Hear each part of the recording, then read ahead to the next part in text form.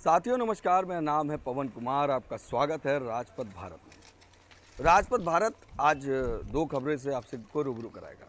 कल बसपा सुप्रीमो ने बैठक की, वहां पर बहुजन समाज पार्टी में एक बड़ा बदलाव हुआ जो कि जिम्मेदारियों की थी।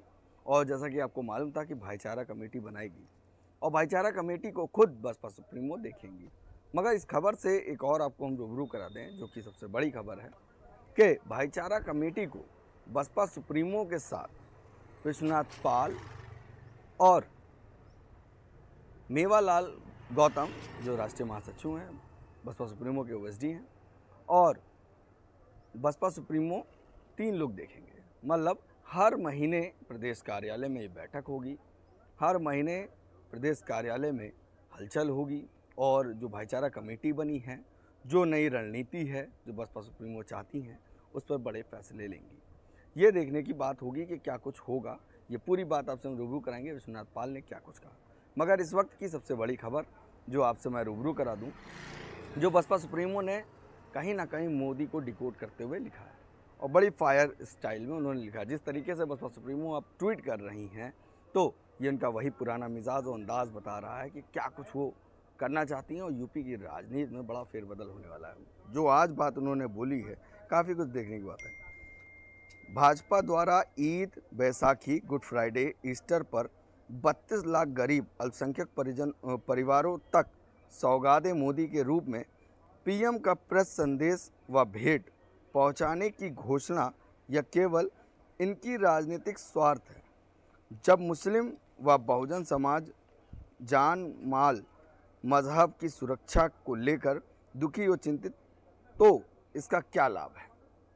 दूसरा ट्वीट देखिए, जबकि बेहतर होता अगर भाजपा की केंद्र व राज्य सरकारें मुस्लिम व अन्य धार्मिक अल्पसंख्यक समाज के कुछ गरीब परिवारों को ये सौगातें मोदी देने के बजाय उनकी अपार गरीबी, बेरोजगारी, पिछड़ापन आदि को दूर करने के लिए रोजगार की सतही व्यवस्था करती व उनकी सुरक्षा पर उचित ध्यान देती। ये बात बसपा सुप्रीमो ने एक्स पर पोस्ट की और साफ साफ कहा कि 300-400 रुपये में आप वोटर को डाइवर्ट करने की जो कोशिश कर रहे हैं, अगर आप सौगाते मोदी चला रहे हैं, तो बहुजन समाज पार्टी ने जिस तरीके से अपने शासनकाल में काम करके दिखाया, उस तरीके से भी आप उन लोगों की हेल्प कर सकते हैं। रोज़गार, मकान और सबसे बड़ी बात है कि उनकी सुरक्षा। जो जिस तरह का माहौल बना हुआ है, लगातार तमाम वारदातें हो रही हैं और वो सुरक्षित नहीं महसूस कर रहे हैं। जैसे कि बीते दिन पहले कई वारदातें सामने, कई ऐसे मामले सामने हैं जिसमें वो खुद को सुरक्षित नहीं। सुरक्षा की जिम्मेदारी देश के राजा की होती है कि अपनी प्रजा की सुरक्षा वो खुद करे, मगर प्रजा ना संतुष्ट है, ना उसका ध्यान दिया जा रहा है। तमाम चीज़ें जो देखने को मिल रही है, इस पर कोई बयान नहीं हो रहा है, ना इस पर कोई काम हो रहा है। सौगात ए मोदी का मतलब ये हुआ कि 400 से 500 वोटों से लोगों को अपनी ओर अट्रैक्ट करना। मतलब कहीं ना कहीं ये भी वोट खरीदने का मामला है। असल हित में जो काम करना है वो बहुजन समाज पार्टी से सीख लें कि जब सरकार थी तो शासन प्रशासन कितना दुरुस्त हुआ करता था। उत्तर प्रदेश में अभी बसपा सुप्रीमो ने कुछ दिन पहले एक ट्वीट किया था जिसमें बीजेपी को साफ साफ घेरा था। उसमें एक बात उन्होंने कही थी कि कानून व्यवस्था के मामले में तो स्थिति काफ़ी ज़्यादा खराब रही है, जिससे जनता काफ़ी दुखी है। इस ओर सरकार को ज़रूर देखना चाहिए। तो सरकार कहीं ना कहीं, सरकार से उम्मीद जो जनता रखती है, जो आपको जिता कर लाई है, जो वोट बैंक आपको जिता के लाया है, तो असली सौगात ए मोदी अगर आपको देना है तो बहुजन समाज का एक हिस्सा जो अल्पसंख्यक है, उसके तीज त्योहारों में जिस तरह के अभद्र टिप्पणियाँ होती हैं और जिस तरह से अराजक तत्व हरकतें करते हैं, उस पर रोक लगाए। प्रशासन को और दुरुस्त करे, प्रशासन को खुली छूट दे कि वो एक्शन ले सके। जिस तरह से बसपा की सरकार में रहा कि जाति, धर्म, जो भेदभाव लोगों के द्वारा फैलाया जाता था, वो बसपा की सरकार में दुरुस्त रहती थी, तो लोगों के साथ गलत नहीं हो पाता था। मगर 400-500 रुपये में आप ईद की सेवाएं भेजकर, आप एक जोड़ा कपड़ा देकर और एक दूध का पैकेट देकर और जो व्यवस्था आदि आप कर रहे हैं, ये साफ साफ दर्शा रहा है कि आप इस वोट को सिर्फ अपनी ओर आकर्षित करना चाहते हैं और 400-500 की चीज़ में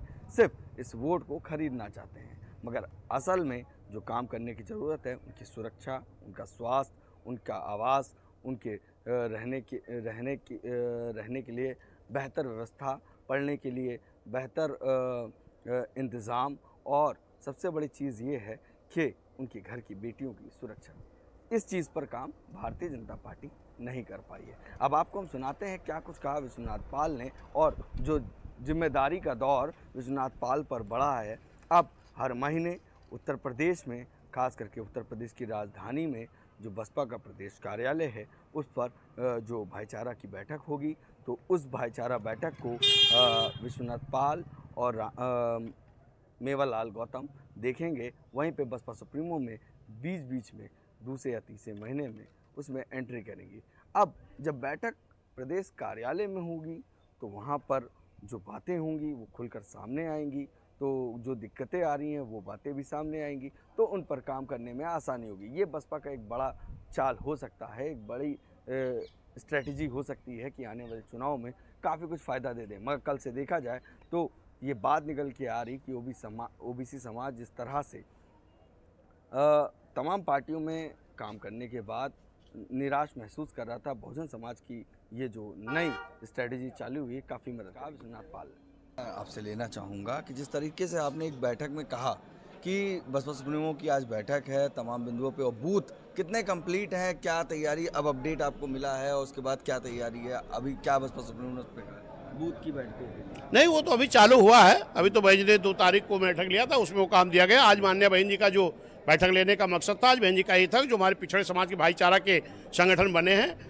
उनको जोड़ दे के उनको क्या काम करना है वो बहन जी ने बताने का काम किया है। इस तरह से तमाम पार्टियों में देखा जा रहा है, एक बात निकल के आ रही है कि पिछड़े समाज को एससी समाज से लड़ाई करवाई जाए, तो वहीं पे एक मिसाल कायम करने जा रहे पिछड़े समाज और दलित समुदाय के जो एससी और ओबीसी को एक साथ लाके खड़े ये किसी के लड़ाई लड़ने से पिछड़ा और एससी नहीं लड़ेगा। हाँ। ये पिछड़ा और एससी हमारा एक ही परिवार का अंग है और निश्चित फिर एक होकर के आने वाले 27 में बहुजन समाज की सरकार बनाने का काम करेगा। एक बात और निकल के आई है कि हर महीने भाईचारा की बैठक होगी, इसको ये बात सत्य है? निश्चित है कि माननीय बहन जी ने ये निर्देश दिया है कि जो हमारे भाईचारा के संगठन के भी संयोजक बने हैं पिछड़ा समाज के, ये जो काम करेंगे महीने में एक बार उनकी बैठक होगी, जिसमें माननीय बहन जी ने मुझे निर्देश किया है कि मैं उन जो भाईचारा के संगठन के लोग हैं उनकी माननीय राष्ट्रीय महासचिव मेवालाल गौतम जी और मैं मिलकर के उनकी जो काम किए रहेंगे उसकी समीक्षा होगी और फिर आगे का काम उनको सौंपने का काम किया जाएगा। अच्छा, ये तो बड़ी जिम्मेदारी है। कभी कभी माननीय बहन जी भी ये बैठक लेने का काम करेंगे। मतलब भाईचारा की वो जो कमेटी बने हैं, हर महीना उनकी जो समीक्षा होगी वो माननीय राष्ट्रीय महासचिव मेवालाल गौतम जी और मैं करूँगा और बहन जी भी किसी न किसी महीने बहन जी भी उस समीक्षा को लेने का काम करेंगे। जिम्मेदारी फिर बढ़ गई। जी निश्चित है। ठीक है, ये हमारी बात हुई विश्वनाथ पाल से, तमाम बिंदुओं को सामने लगा। कैसा लगा हमारा वीडियो कमेंट करके जो बताए, बाकी बने हमारे चैनल के साथ। धन्यवाद। भाईचारा में ले लिया गया था, लेकिन अब इस बार देखने में आ रहा है पिछड़े वर्ग की है, मतलब कोई जाति का नाम नहीं दिया गया। क्या ये ऐसा हुआ है? ऐसा है ना कि भाईचारा कमेटी है ये, तो भाईचारा सभी के साथ मनाना है ना, पर्टिकुलर एक बिरादरी के साथ नहीं बनाना ना, क्योंकि बहुजन समाज पार्टी का जो जन्म हुआ है, बहुजन समाज पार्टी जो काम कर रही है, माननीय बहन जी जो काम कर रही हैं, वो सर्व समाज को भागीदारी दिलाने के लिए काम कर रही हैं, जो सदियों से आज़ादी के बाद में गैप जो बनकर राजनीति चली है। मैं बार बार आपसे एक सवाल कर रहा हूँ कि क्या प्रत्येक माह बहन जी खुद पिछड़े वर्ग के जो कमेटियों का गठन होगा उनकी समीक्षा खुद करेंगी? माननीय बहन जी खुद ही करेंगी समीक्षा। नेता ही हमारे पूरे देश में माननीय बहन जी हैं। आदरणीय बहन जी से बड़ा हमारे यहाँ कोई लीडर नहीं है। माननीय बहन जी सर्वा हैं, सर्व समाज को बहन जी देखती हैं। मंडल के और जोन के बड़े पदाधिकारियों का हस्तक्षेप नहीं होगा उन कमेटी के बनाने में? नहीं, जो जिसको जिम्मेदारी दी है वो तो काम खुद ही करेगा। हस्तक्षेप का क्या मतलब है? यदि एक माननीय बहन जी के द्वारा संयोजक बनाया गया है तो उसको जो है पार्टी के प्रोटोकॉल के अनुसार तो काम करना होगा ना।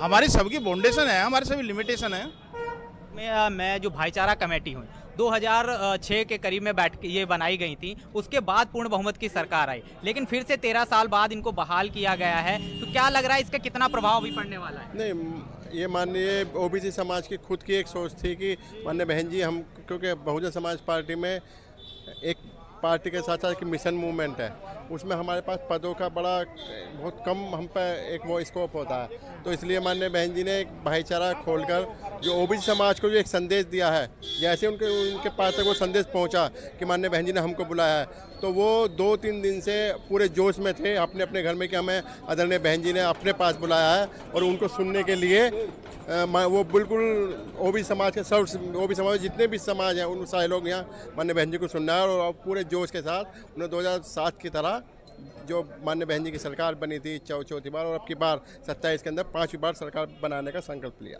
एक सवाल लास्ट वाला ले लूं।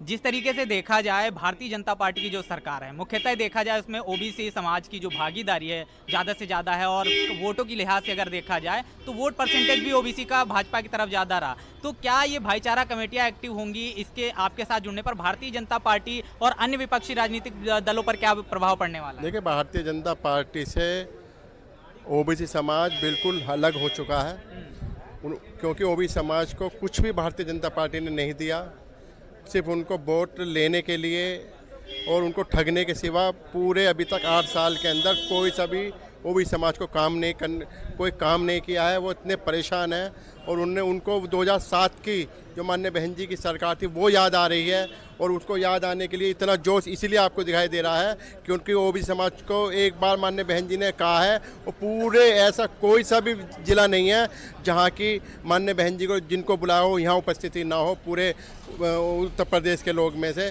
तो ये जोश आपको बता सकता है कि ओबीसी समाज कितनी अपने दिल से माननीय बहन जी के साथ जुड़ने जा रहा है और 2027 में पूर्ण रूप से सरकार बनाने जा रहे हैं।